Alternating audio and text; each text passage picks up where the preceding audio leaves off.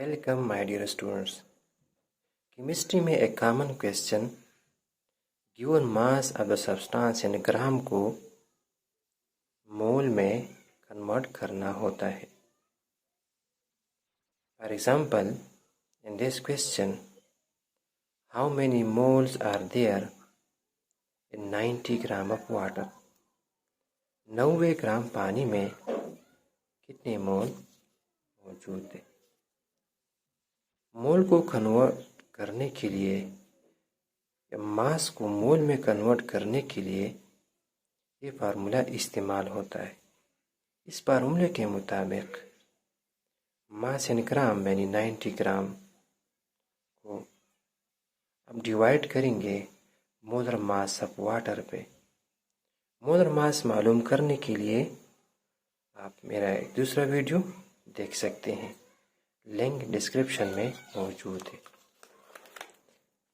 इसका मुख्तसर फॉर्म ये है: N is number of mole, small m is mass of the given substance and 90 gram.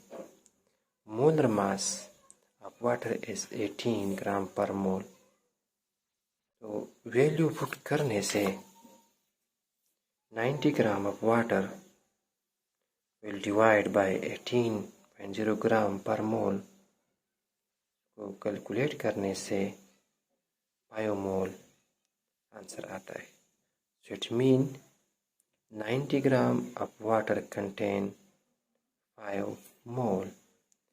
यह unit में आप लिखेंगे MOL या मोल. तो मास को मोल में कन्वर्ट करने के लिए जो सैंपल फार्मूला इस्तेमाल होता है वो है